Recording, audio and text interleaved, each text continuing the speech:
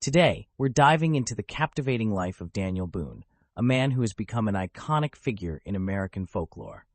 Let's start with his early days. Can you tell us about Boone's childhood and how it shaped his future endeavors?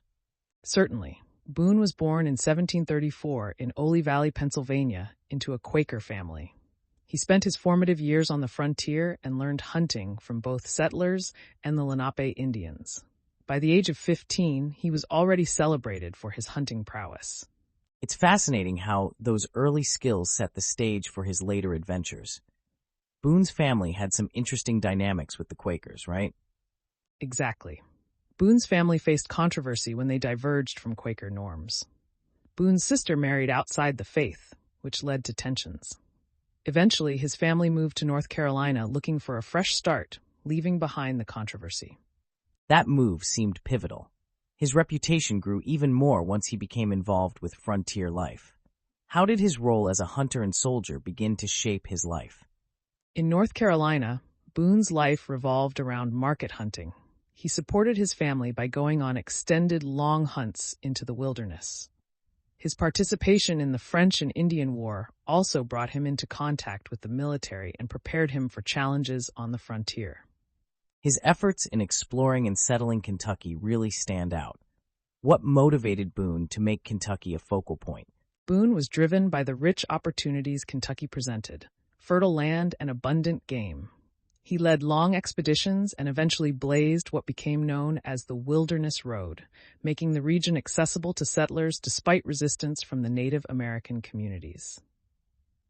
Speaking of resistance, Boone's interactions with Native Americans were complex, weren't they? How did they unfold during this period? Boone's relationship with Native Americans was indeed nuanced. Initially seen as an interloper, he was captured by Shawnee warriors in 1778 and adopted into their tribe, which reflected the complexities of frontier life. He was pragmatic, often negotiating rather than resorting to violence. That ties into his leadership during the American Revolutionary War, when Kentucky was a battleground. What was Boone's role during the war? Boone served as a militia officer, defending settlements from British-allied Shawnee attacks. His most famous exploit during the war was the rescue of his daughter Jemima, an event that later inspired many tales and even elements in popular fiction, like The Last of the Mohicans. After the war, Boone didn't just settle down. What ventures did he pursue, and how did they affect his legacy? Post-war, Boone relocated several times, engaging in land speculation, which unfortunately led to financial troubles. He eventually moved to Missouri under Spanish governance, seeking new opportunities away from legal troubles in Kentucky. And yet, even with these setbacks, Boone's legacy only grew.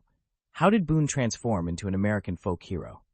Boone's transformation into a folk hero began during his lifetime, thanks to publications like John Filson's The Adventures of Colonel Daniel Boone. These accounts mythologized Boone, combining truth with tall tales, creating the archetypal frontier hero we've come to know. It's amazing how his life story interweaves with American history and mythology.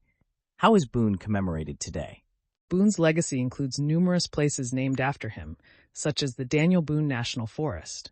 He's depicted in literature, films, and even in our monetary history. Boone symbolized both the pioneering spirit and the complex narrative of American expansionism.